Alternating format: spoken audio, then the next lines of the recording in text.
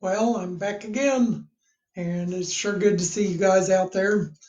And today I want to talk a little bit about the coronavirus lonelies and depression, because I truly believe we could have a bigger issue of deaths on our hands because of the lonelies than all of the deaths caused directly by the coronavirus.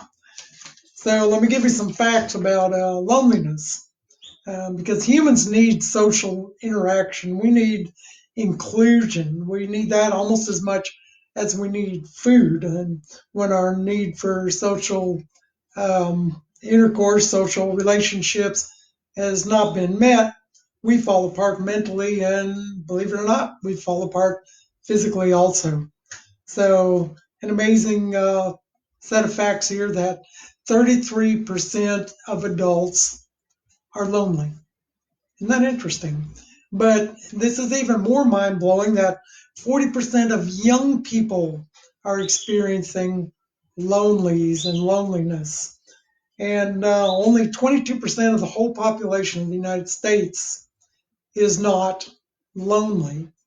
So it's just interesting. The New York Times 2016 says that loneliness and weak social connections are associated with a reduced lifespan, similar to smoking 15 cigarettes a day. And it's a greater risk for a reduced lifespan than someone with obesity.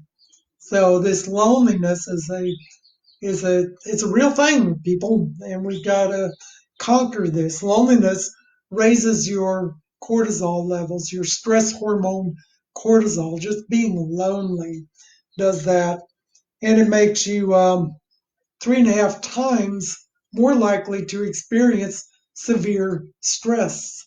Just being lonely, you get a 105% increase in declining cognitive performance. So now your dementia rates go up, your Alzheimer's rates go up.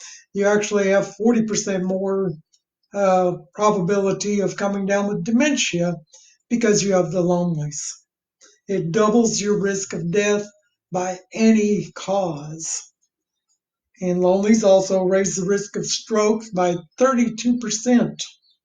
And it's a major increase for anxiety and depression, as some of you well know, I'm afraid. But it also puts you at greater risk for heart disease. 29% more vascular problems in people that are just simply lonely.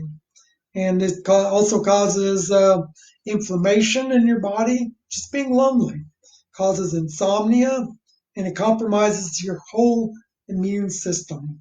And of course, the worst thing is that it really ups the rate of suicide. Lonely adults get less exercise, so therefore they start become more sedentary, and then these other issues creep in, become a bigger factor.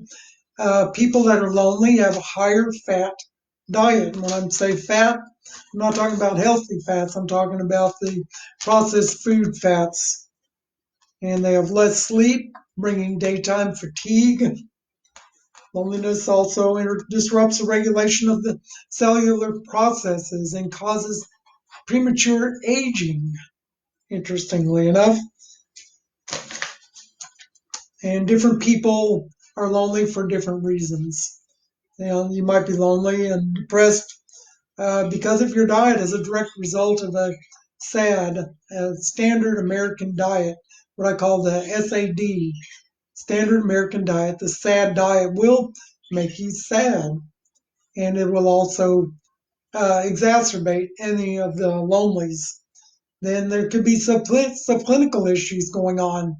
You could have low thyroid. There's all kinds of things that happen in the body that help drive loneliness. Perhaps you have prior abuse, right?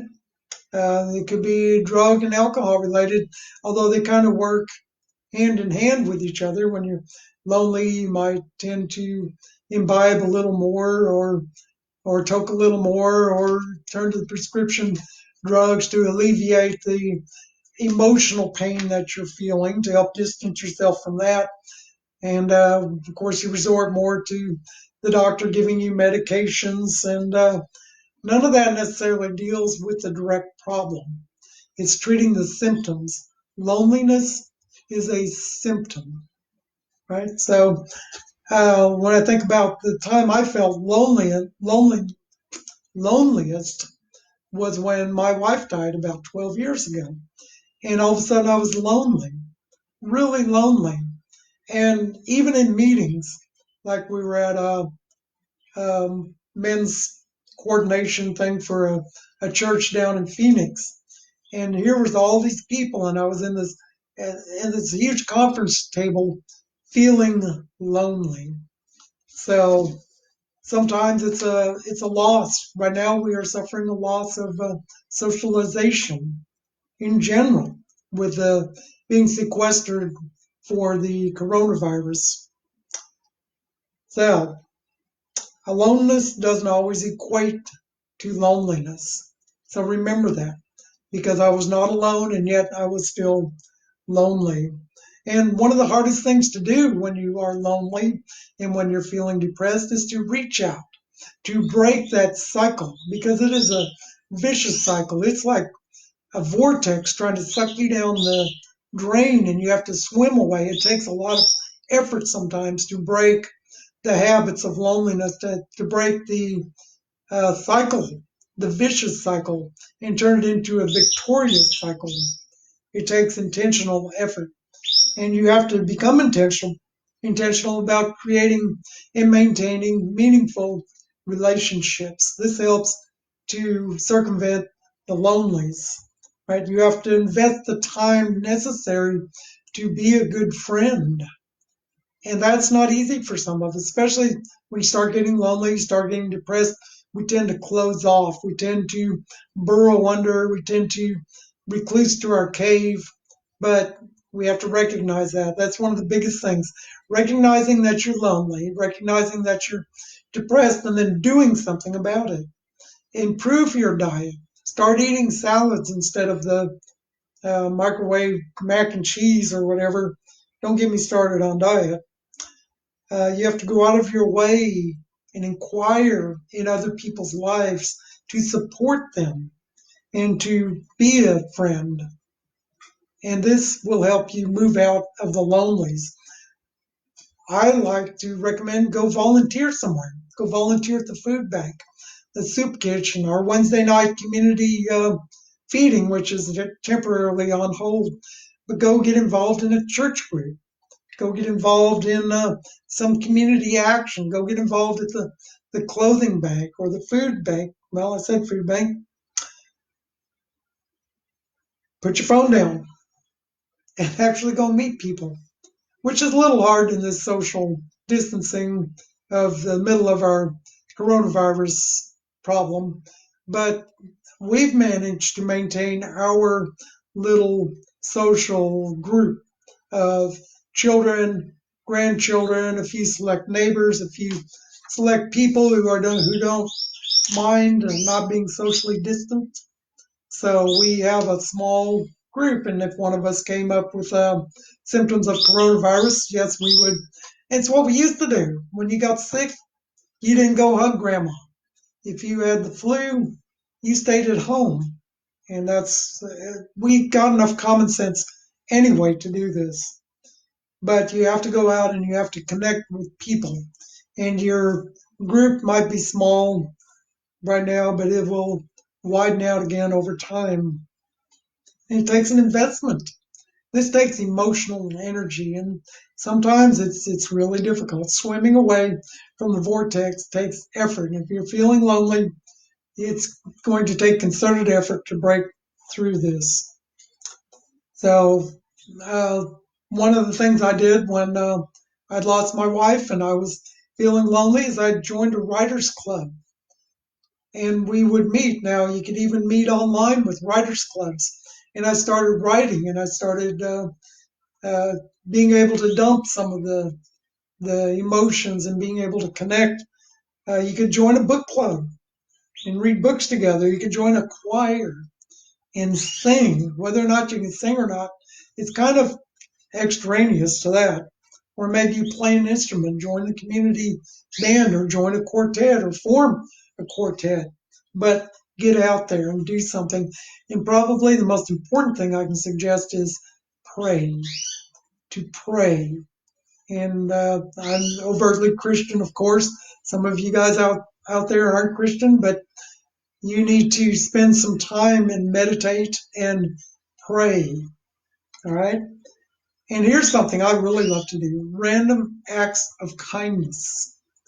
You want to get rid of the lonelies, then go for a walk, especially if you're near a downtown area, which kind of deserted right now. But what I like to do in before all of this shutdown is I would plug somebody's meter with quarters because it was expired.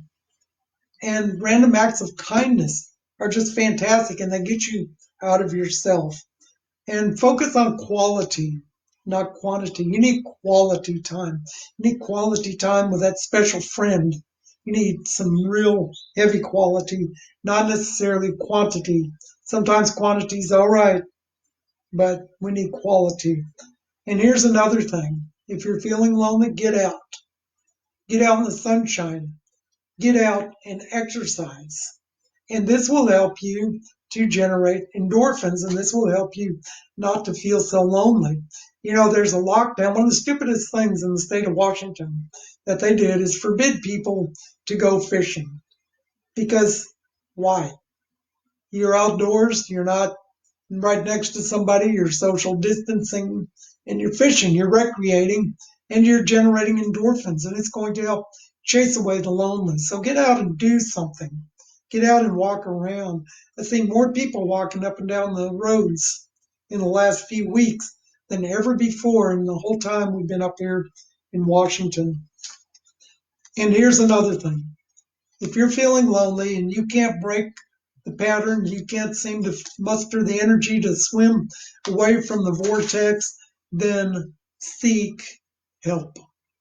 Find a professional. Now, I'm not saying go to your medical doctor and get the drugs. What you need to do is find wise people. You need to find counselors, connect with your church, perhaps, your community. There's community hotlines, and seek help. If you are in a vortex getting sucked down, find someone and say, help me, I'm lonely, help me, I'm depressed, help me, I'm afraid.